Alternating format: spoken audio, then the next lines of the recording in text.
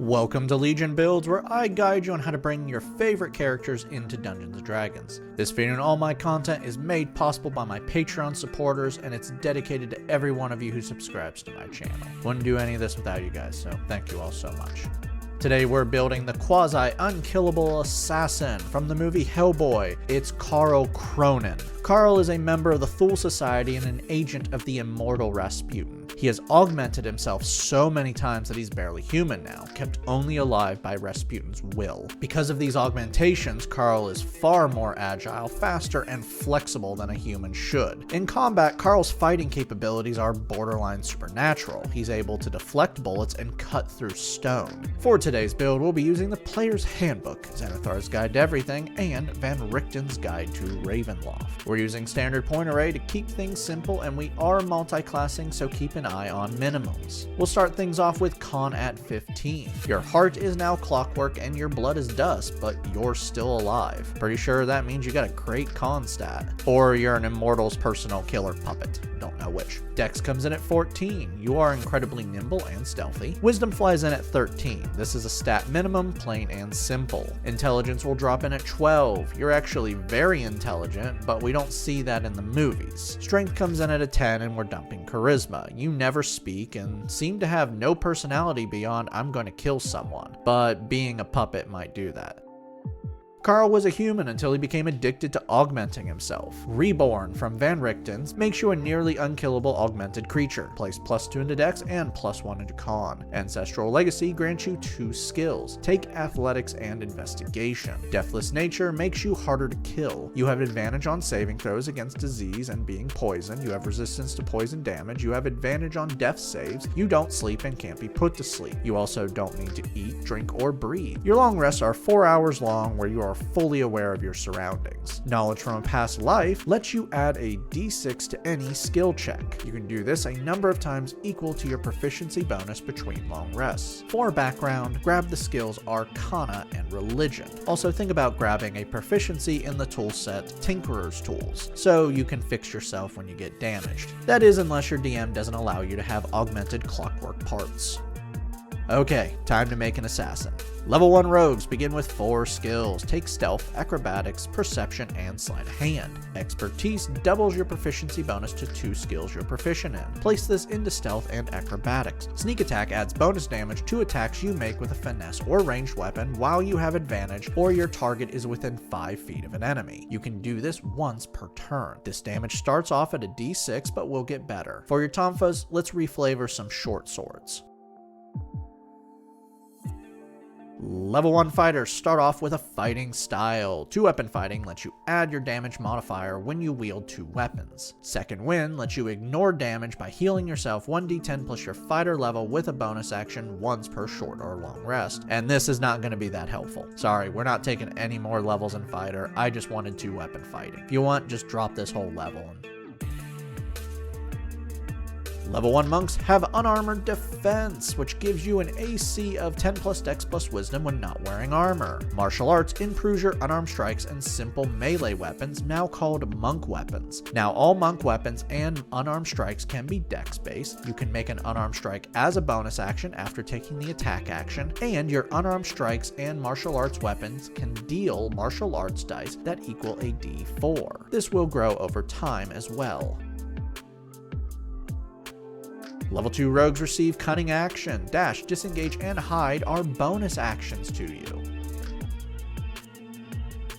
Level 2 monks gain Unarmored Movement. Now when not wearing armor, your speed is increased, bringing your total speed to 40 feet. Key grants you key points that equal your monk level between short or long rests. To spend these points, you have Flurry of Blows that lets you make 2 unarmed strikes with a bonus action after taking the attack action for 1 key point. Step of the Wind turns Dash or Disengage into a bonus action, as well as double your jump distance for 1 key point. Step of the Wind is now only good for jumping, as you already have Dash and Disengage as bonus actions. Patient Defense turns Dodge into a bonus action for 1 key point.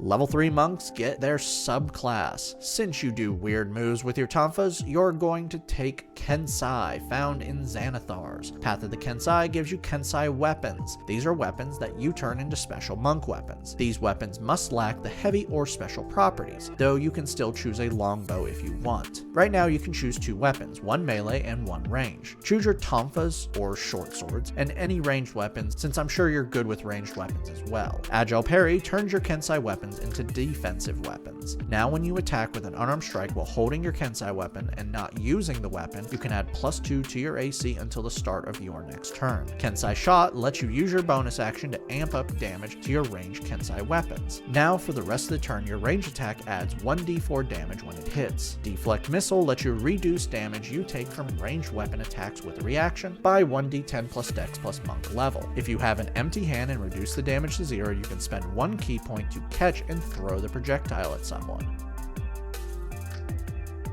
Level 4 monks earn our first ability score improvement, bump up dex for better attacks, damage, stealth, and AC. Slow fall lets you reduce falling damage by 5 times your monk level. Quicken healing lets you heal yourself by spending 2 key points and rolling a martial arts dice and adding your proficiency bonus.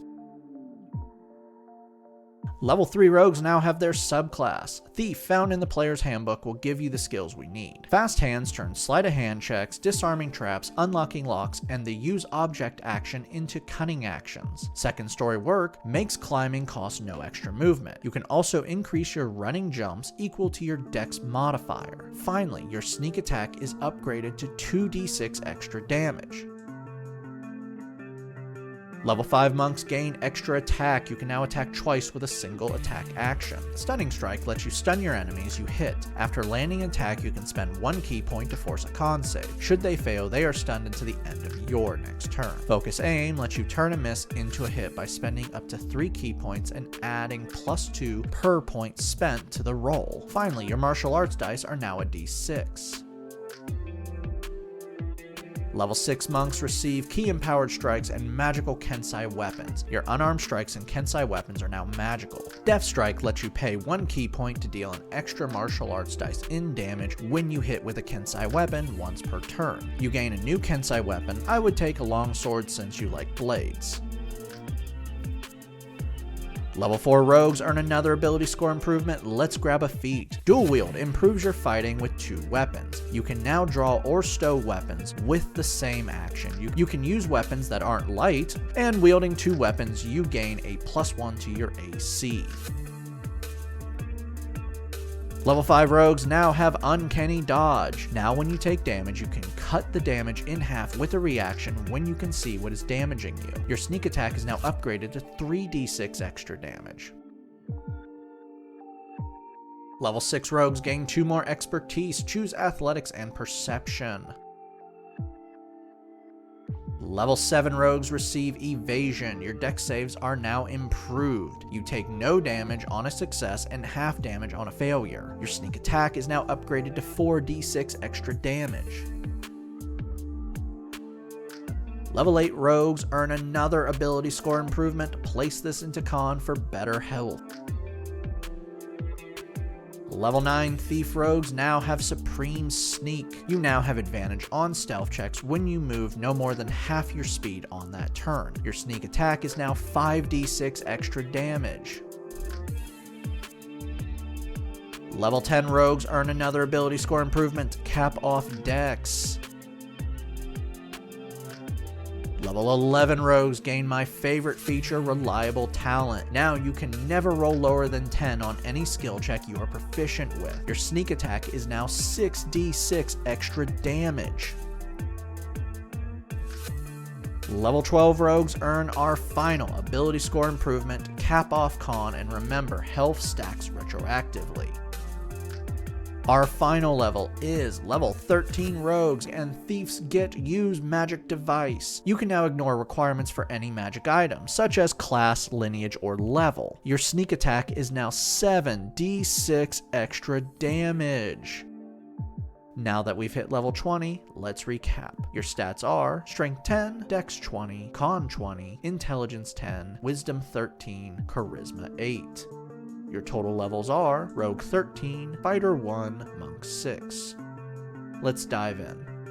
For an assassin, you're pretty good. Wielding short swords, your attacks are +11 and you're dealing 1d6 plus 5 magical damage. You can add an extra 7d6 damage with sneak attack and then another d6 with death strike. You're incredibly fast and sneaky with 45 feet of movement, can dash as a bonus action, climbing doesn't cost extra movement, and your stealth and acrobatics are +17 and can never be lower than 27 on the roll. Your stealth is also at advantage if you move slower. Finally, you're pretty hard to kill. You have advantage on death saving throws, advantage against poison, an AC of 17 when wielding 2 weapons, 19 while using agile parry, can reduce damage from falling, can reduce damage from ranged weapons, can reduce damage from anything, great dex saves, and have a total of over 160 health taking the average. Downside.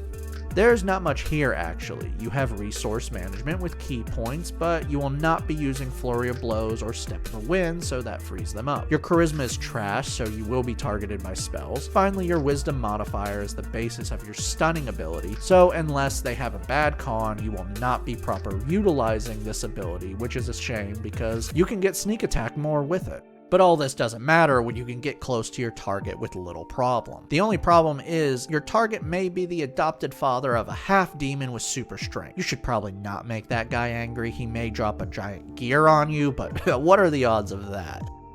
Thank you for joining me today. Make sure to like and subscribe to not miss a single new build each week on YouTube and Spotify. Make sure to check out my Patreon where you can help decide next week's new character.